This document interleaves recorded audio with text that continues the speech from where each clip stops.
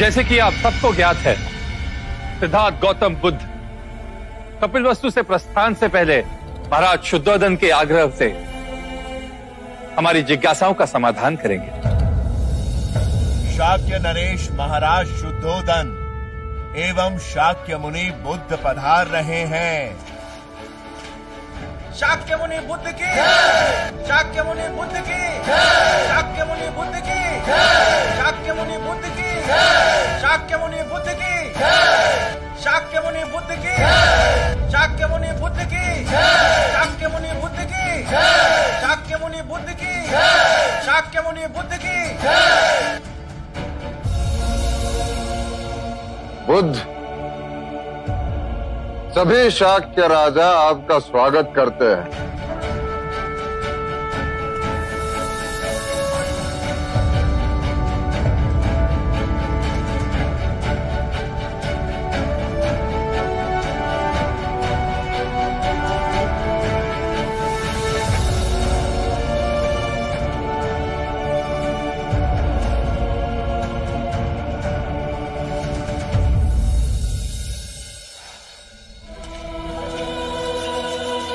राजनीतिक जीवन में अर्थात प्रजा का शासन करने में आपका मार्ग हमें कैसे जागरूक कर सकता है? शासन ना करके। कृपया विस्तार से समझाएं। पहला भाव जो आपको आपके अंतर से खोना है वो है आपका अपना शासक भाव, और जो भाव आपको अपने अंतर में जगाना है वो है मैत्री, पिता, भ्राता का भाव। कर्म के चक्र से यदि आप राजा बने हैं तो केवल इसीलिए कि आप अपनी प्रजा की आंखों के अश्रु पहुंच सकें, उनके दुखों को दूर कर सकें। यही कृत्य आप अपने घरों में हर दिन करते हैं पिता बनकर। तो फिर आप सब ये भाव शासक बनकर क्यों नहीं करते? क्योंकि आप स्वयं को प्रजा से भिन्न समझते हैं।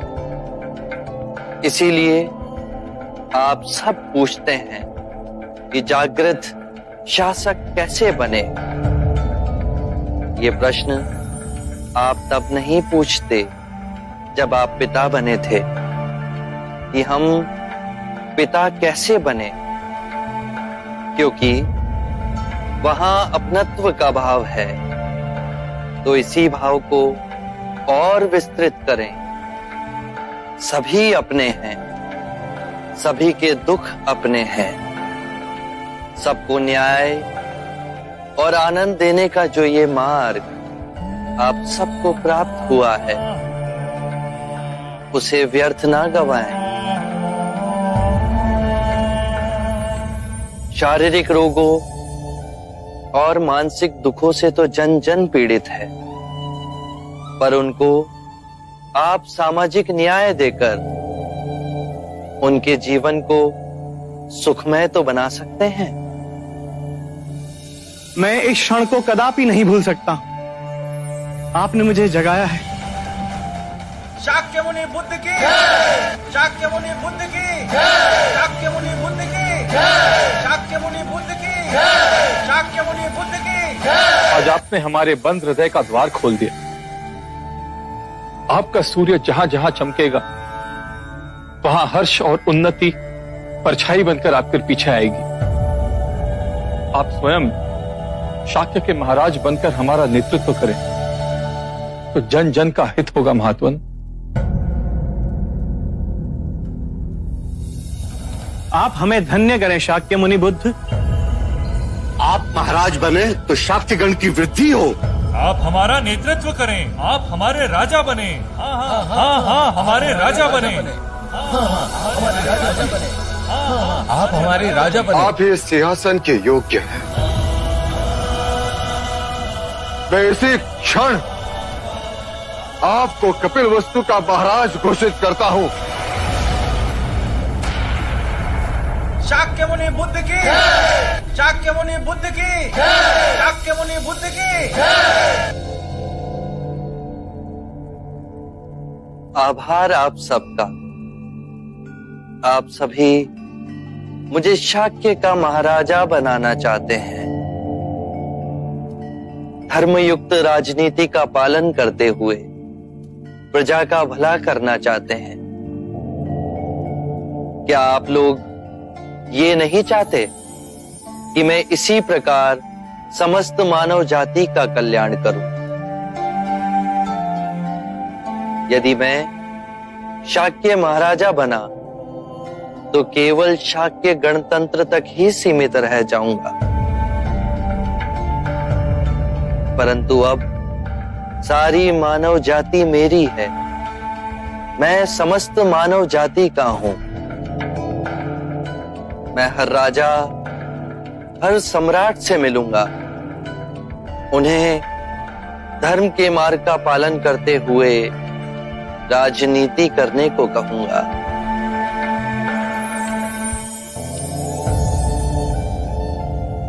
अब मुझे आज्ञा दें पिताश्री।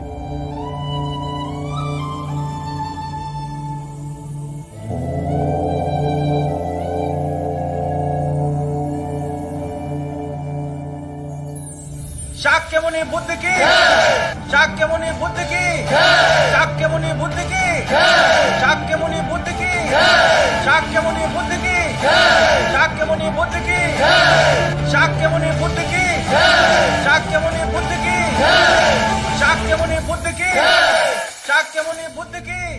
विभा, बुद्ध की विदाई आंसुओं से नहीं होगी।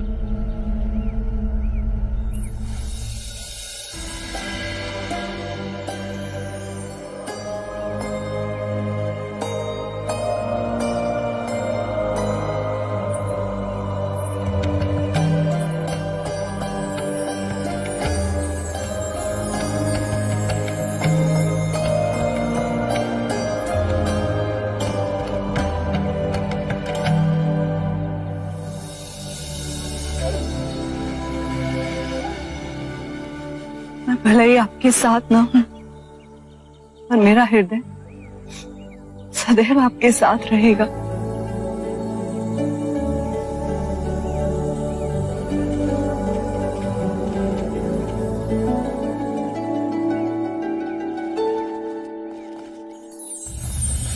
शाक्य मुनि बुद्ध की शाक्य मुनि बुद्ध की शाक्य मुनि बुद्ध की शाक्य मुनि बुद्ध की शाक्य मुनि बुद्ध की शाक्य मुनि बुद्ध की शाक्य मुनि बुद्ध की।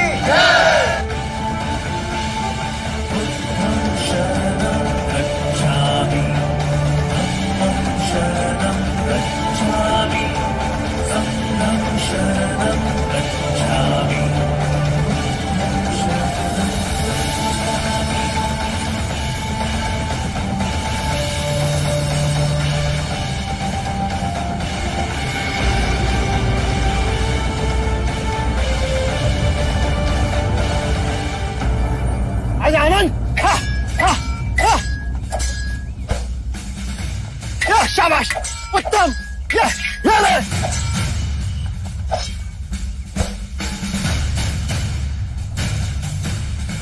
बहुत अच्छे आनंद, बहुत अच्छे। तू है मेरा शिष्य बनने योग्य। मैं तुझे तलवारबाजी का श्रेष्ठ योद्धा बनाऊंगा। ये लो, मेरी ये तलवार आज से तुम्हारी हुई।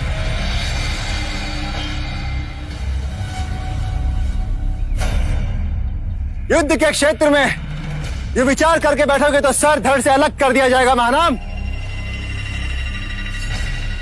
सोच रहे हैं अपना शीशी दे दे। बहुत दिनों से सोच रहे, पर अब निश्चय कर लिया। राहुल और नंद की तरह हम दोनों भी भिक्षक बनेंगे। ओम भगवती भिक्षाम देहि। हम भूखे हैं, हमें भीख चाहिए। अरे मत आओ उस पाखंडी बुद्ध की बातों में। विष भरे तीर चला रहा है वो। अमृत है, आप नहीं समझेंगे ज्येष्ठ। मैं नहीं समझता। अरे वो पाखंडी राजाओं को भी भिखारी बना रहा है, दुख दूर करने की बात करता है लेकिन केवल दुख ही दे रहा है।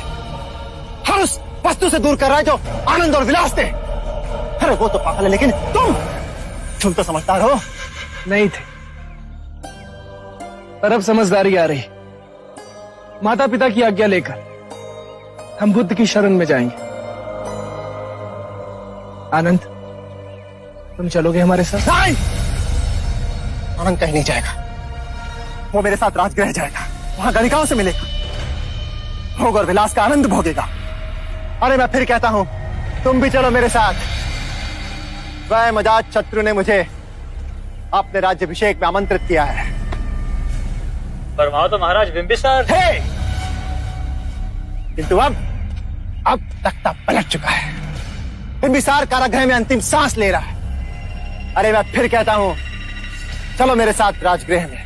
जहां पिता की हत्या पुत्र करे, वहां मैं नहीं जाऊंगा। मैं बुद्ध की शरण में जा रहा हूं। और मैं भी आपके साथ चलूंगा। अनुज, तुम?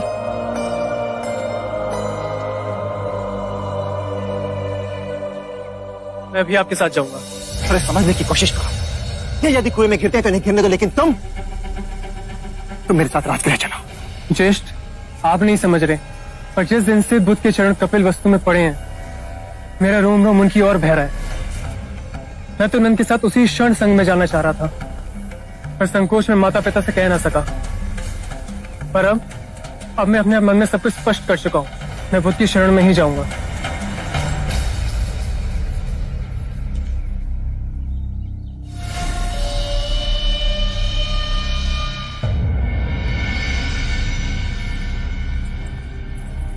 आप तीनों ने हमें यहाँ क्यों बुलाया? महाराज, हम तीनों ने मिलकर कुछ बनाया है जो हम आपको भेंट करना चाहते हैं। आप लोगों ने ये प्रतिमा बनाई है? जी, और हम चाहते हैं कि हमारे इस प्रयास का उद्घाटन महाराज आप करें। अवश्य।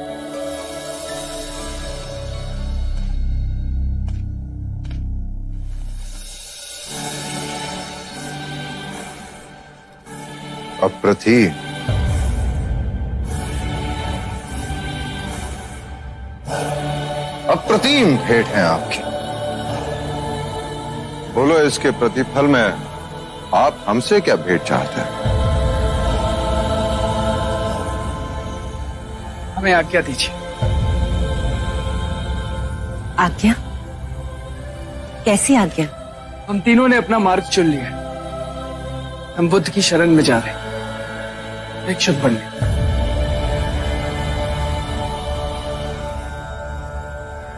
मेरे पुत्र भी भिक्षु बनना चाहते हैं।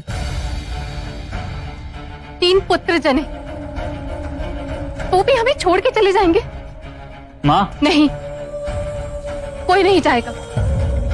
मैं तुम्हारी माँ हूं, और इस पथ पर जाने से पहले तुम्हें मेरी मृत्यु शैया पर होकर गुजरना होगा। माँ, कृपया करके ऐसा प्रण ना ले। ये विचार आप लोगों के मन में कैसे आए? जब से बुद्ध का मनोरम रूप आंखों में बसा, हम तीनों अलग इसी सोच में थे, पर अब हमारा मार्ग स्पष्ट हो गया है। और तुम तीनों कैसे जा सकते हो? जब राजकाज का भार उठाने की बारी आई तो तुम सन्यास की ओर जा रहे हो।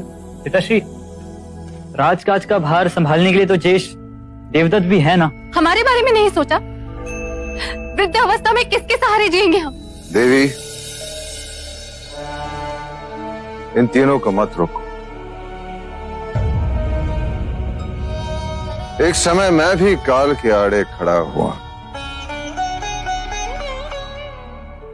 और अपनी मनमानी करने की सोची, परंतु काल ने मेरी सारी मनसों पर पानी फेर दिया। हुआ वही जो निमित्त था। सिद्धार्थ तो बिना आज्ञा लिए अपने पथ पर चला गया। ये तीनों कम से कम तुम्हारी आज्ञा तो मांगने आए हैं। जब हम माता पिता बनते हैं तो इस भ्रम में होते हैं कि हम अपने बच्चों के भाग्य विधाता हैं, परंतु जिसके प्रारब्ध में जो लिखा होता है वही होता है। और मेरे पुत्रों के प्रारब्ध में भिक्षु बनना? यदि इन्हें भिक्षु जीवन रास न आए तो वो पुनः लौट भी सकते हैं। यदि इस समय हम इनके मार्ग की बाधा बने तो इनके साथ साथ हमें भी हानि होगी।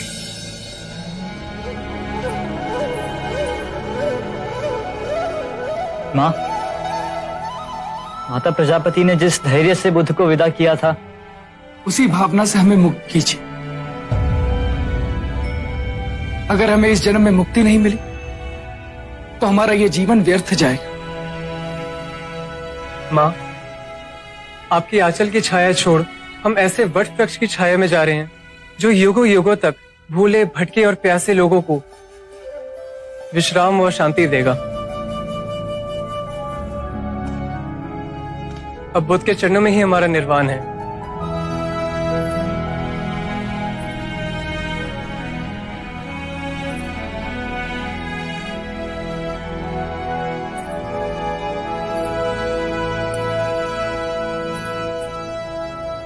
जाओ पुत्र, तुम्हें वो मिले जो हमें इस जीवन में नहीं मिला। जाओ।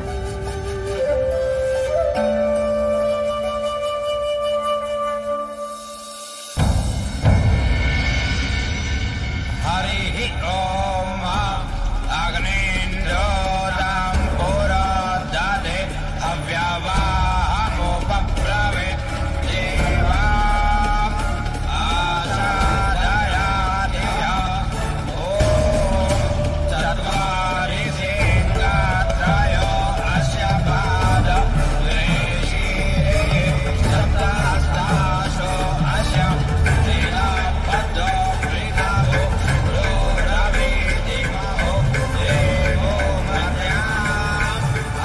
ये सुंदर दृश्य देखने के लिए स्वयं भगवान बुद्ध नहीं आए?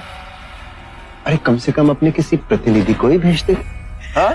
आजाद शत्रु को हमने भगवान बुद्ध का शत्रु बना दिया है।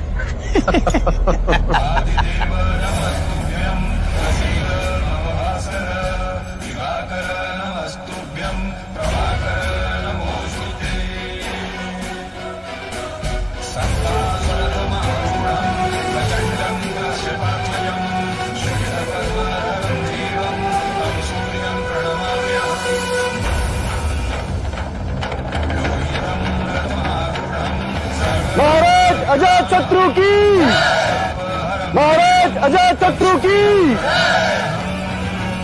महाराज अजात शत्रु की, महाराज अजात शत्रु की, महाराज अजात शत्रु की, महाराज अजात शत्रु की। महाराज, प्रथा के अनुसार अब आपको राजमाता का आशीर्वाद लेना चाहिए। लज्जा नहीं आती तुझे? अपने ही पिता को कारागृह में डालकर अपने ही राज्याभिषेक के लिए मुझे बुलाने आया है तू? यदि वो आपके पति हैं तो मैं भी आपका पुत्र हूँ। मैं तेरी माँ नहीं। और आज इसी क्षण से तू भी मेरा पुत्र नहीं।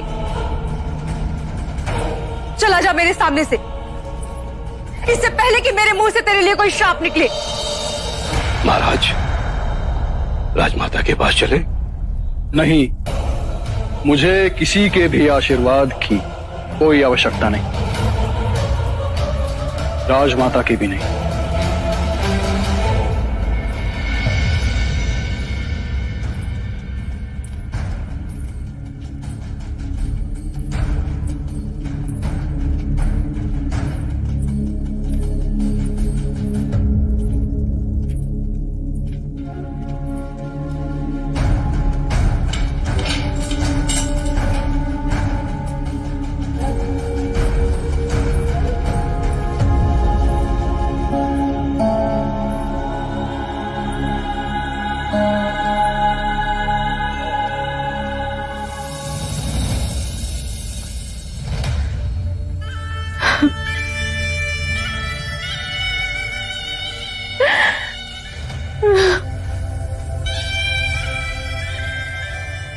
क्यों ऐसे अधर्मी के सम्मुख ढाल बनकर खड़े हैं? क्यों उस कायर को जीने के इतने अवसर प्रदान किए? सर्वनाश हो उसका। बस मत श्राप दो उसे, मत बनो उसके कुकर्म के भागीदार। अपने मन का क्लेश और ना बढ़ाओ। जो जिसका भोग है उसे भोगना है। आपको इस तरह भूखा मारने का प्रयास, और मैं इस तरह असहाय होकर ये सब अपनी आंखों के सामने देख रही हूं।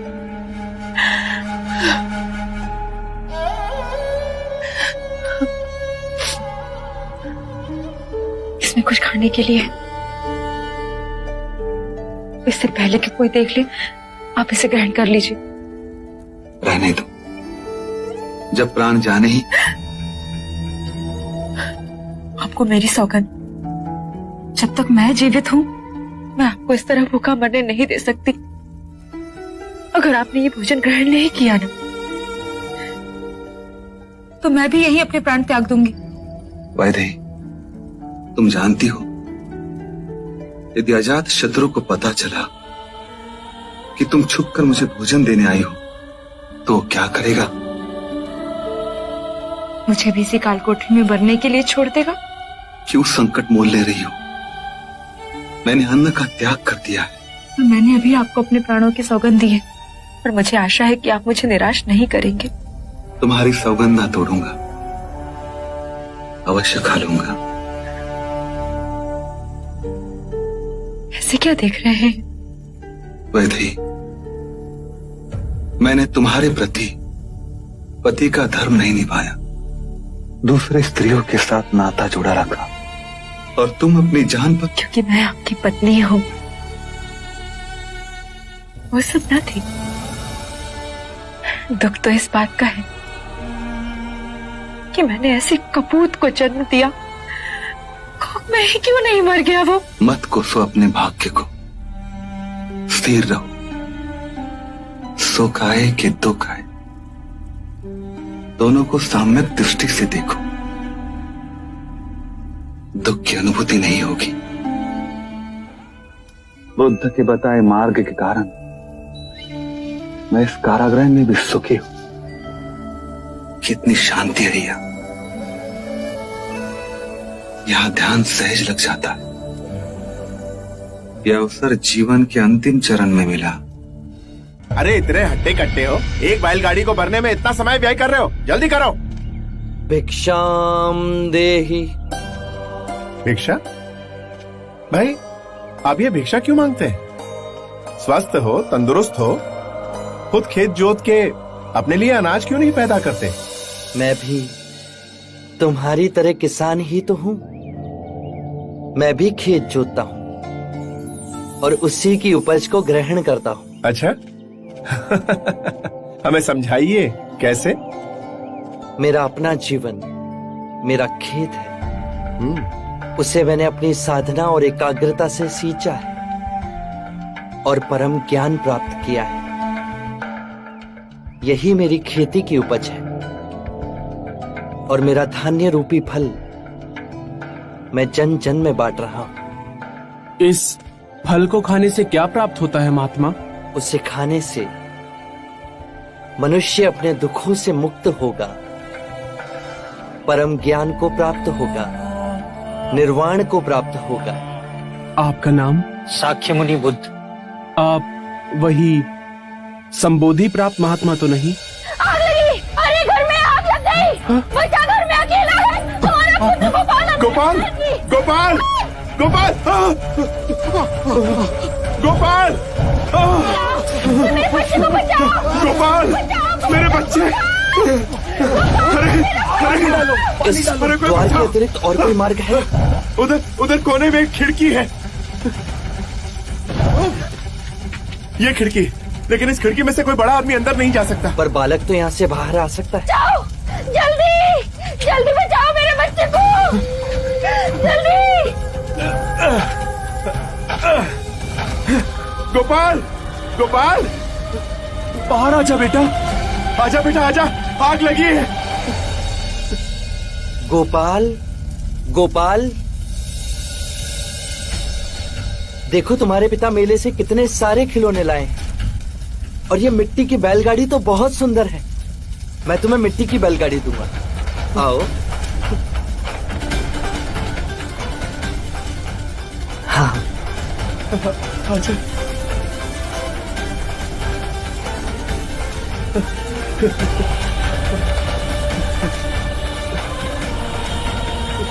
मेरा गोपाल,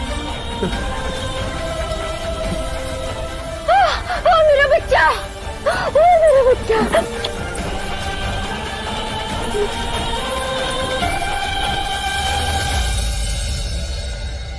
तुमने बुद्ध को अपशब्द कहे थे, पर उन्होंने तुम्हारे प्राणों से भी अधिक प्रिय तुम्हारे पुत्र को तुम्हें लौटा दिया। अब क्षमा कर दीजिए, क्षमा कर दीजिए गुरुदेव। अब मुझे आज्ञा दें। आपने इस बच्चे को जीवन दान दिया है महात्मा।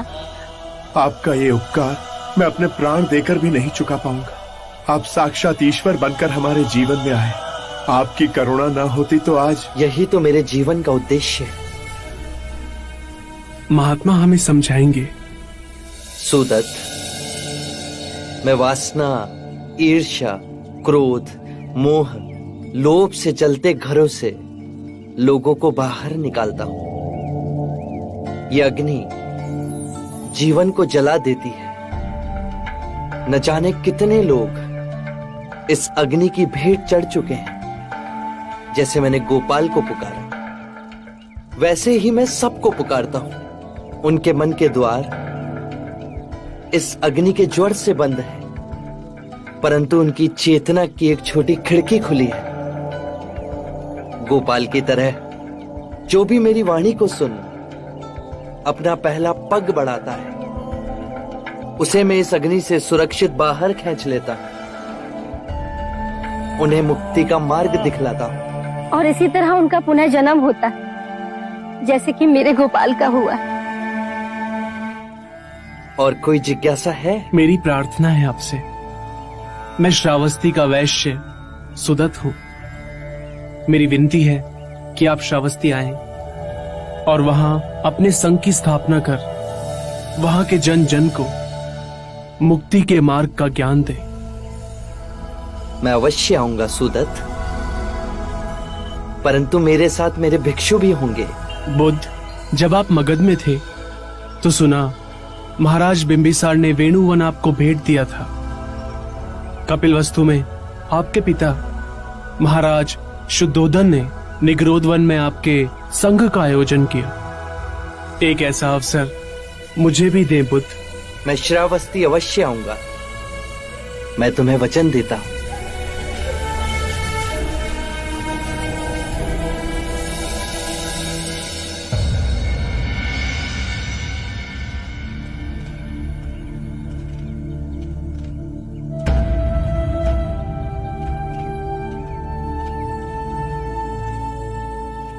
शुभ आत्माएं उजाले की ओर बढ़ रही हैं।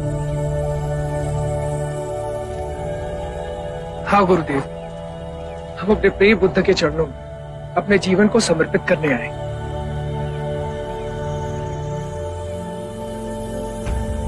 नंदो राहुल कहाँ हैं?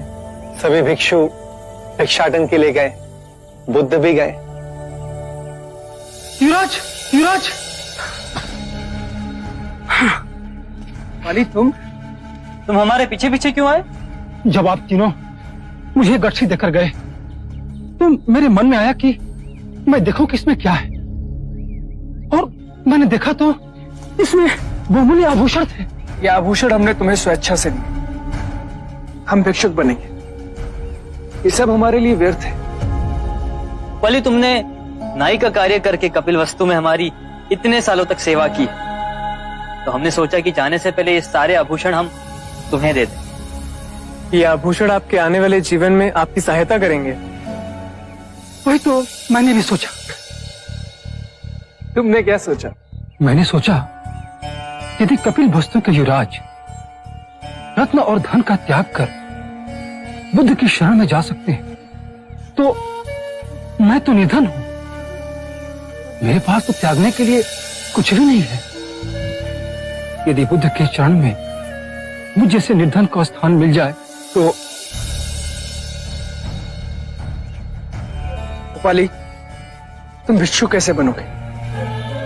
तुम तो जाति से शूद्र हो। मेरे संग में ना जाति भेद है, ना ही वर्ण भेद।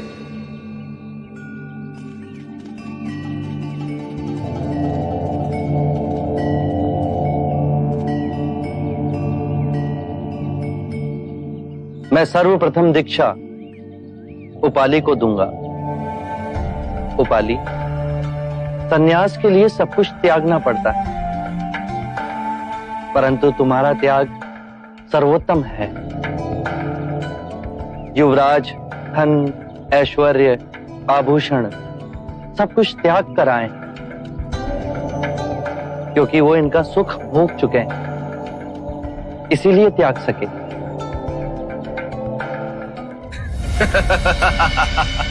मित्र, आज बड़ा ही आनंद आया, किंतु एक बात है जो बार बार खटक रही है। कौन सी बात? जिसके कारण ये सारा उपद्रव हुआ, वो तो साफ बच गया। मेरे विचार से सबसे पहले उसे मार देना चाहिए।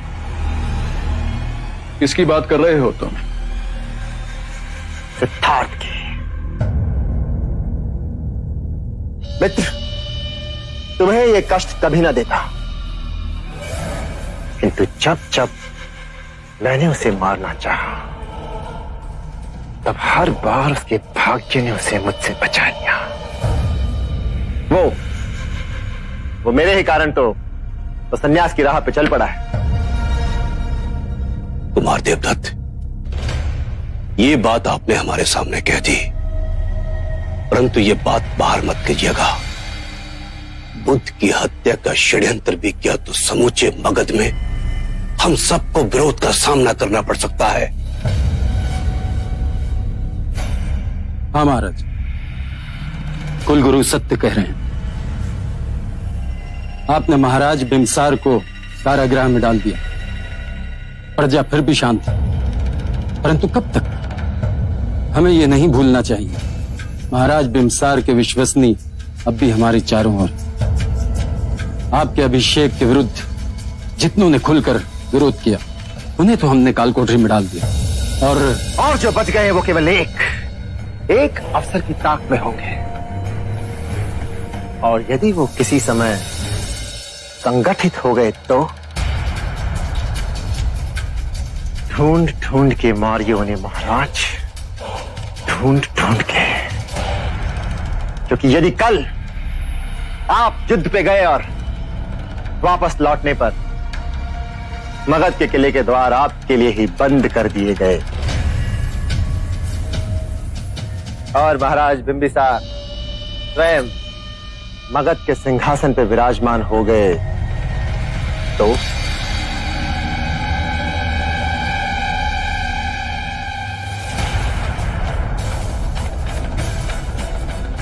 क्यों ना इस रोग को जड़ से ही काट के फेंक दिया जाए।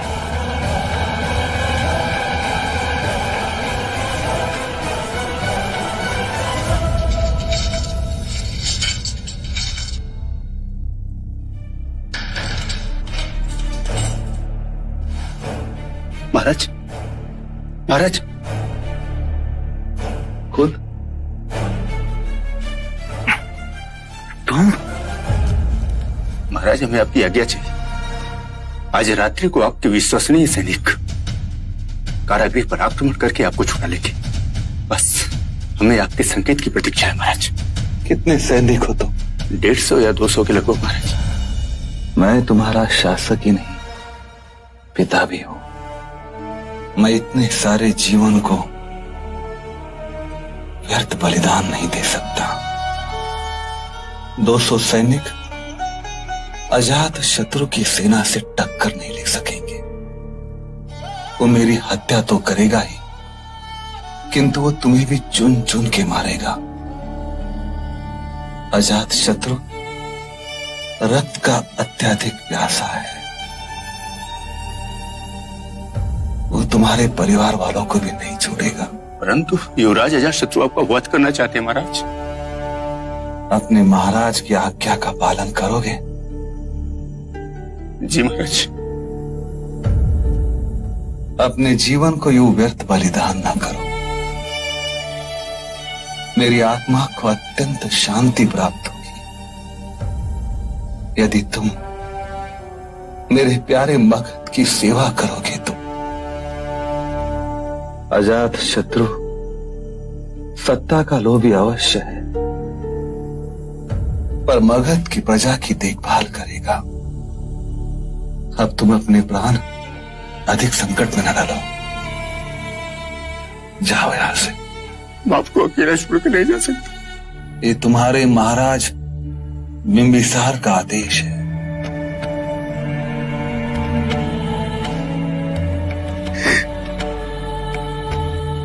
कुल तुम मुझे अपनी कटार दोगे? जी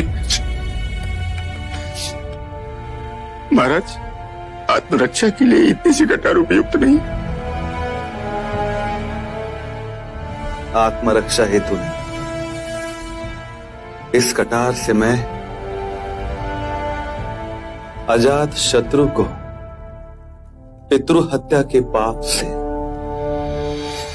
सदा सदा के लिए मुक्त कर दूंगा।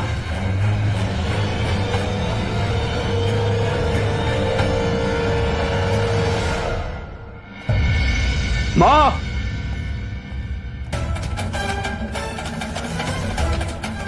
मैंने आदेश दिया था कि कोई भी महाराज को भोजन नहीं देगा, किंतु आपने कई बार मेरे आदेश की अवहेलना की और छुपते छुपाते महाराज को भोजन दिया।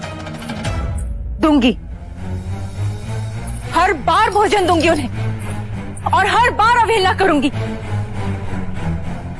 क्या करोगे? हत्या करोगे तो कर दो। देखो मेरी आंखों में, तुम जब मेरी कोख में थे ना, मुझे तुम्हारे पिता का रक्त पीने की इच्छा हुई। उन्होंने एक क्षण के लिए भी नहीं सोचा, तुरंत अपनी हथेली काट दी और मेरे रक्त पीने की इच्छा को पूरा किया। उसी पल हमारे ज्योतिषी ने भविष्यवाणी की, ये होने वाला शिशु अपने ही पिता का वध कर देगा। मुझे ये बात पता चली, मैंने तुम्हें गिराने की बहुत कोशिश की, लेकिन वो तुम्हारे पिता ही थे जिन्होंने मुझे रोक दिया। जब तुम्हारा जन्म हुआ ना, मैंने तुम्हें मारने की बहुत कोशिशें की, लेकिन ये जानते हुए कि तुम ही उनका वध करने वाले हो, उन्होंने तुम्हें बचा लिया, तुम्हें पाला, तुम्हें पोसा, इतना बड़ा किया, और तुमने सिंहासन की वासना के लिए उन्हें अपने राज्य में ही बंदी बना लिया। निर्मम अत्याचार कर रहे हो उन पर। लोग तो अपने मृत्यु प्राप्त पिता को पितृ तर्पण करते हैं, लेकिन एक मेरी निर्लज संतान जिसने अपने ही पिता को जीते जी मार दिया। दूंगी, हर दिन उन्हें भोजन अवश्य दूंगी। जो कर सकते हो कर लो। मां, कदाचित तुम्हारे भाग्य में भी और जीना लिखा है, या फिर मेरा भाग्य अधिक बलशाली है कि उसमें तुम्हारी हत्या नहीं लिखी। कल रात्रि महाराज ने स्वयं को कटार मार आत्महत्या कर ली।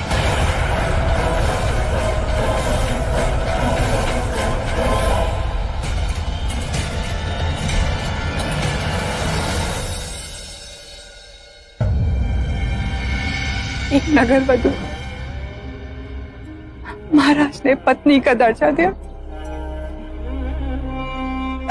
हमारे पुत्र जीवक को पिता और उनकी अपनी संतान ने ही। महाराज बिंबिसार ने अपना जीवन सचेत अवस्था में जिया। जो भी मनुष्य अपने जीवन को ध्यान पूर्वक जीता है, उसे मृत्यु का भय नहीं होता अम्रपाली? नहीं था भय महाराज को, पर मेरे हृदय में अजात शत्रु के लिए जो घृणा भरी हुई है, घृणा से घृणा मिटाई नहीं जा सकती। घृणा प्रेम से मिटती है, और यही प्रकृति का अटल सिद्धांत है। तो मुझे मार्ग दिखाइए बुद्ध। जो समय बीत गया उसमें मत उलझे रहो, और ना ही आने वाले समय के स्वप्नों को देखो। इसी क्षण में स्वयं को केंद्रित करो।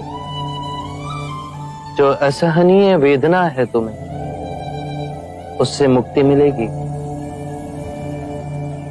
आरंभ हो गई निर्वाण प्रथा, सुनो सुनो ये बुद्ध कथा।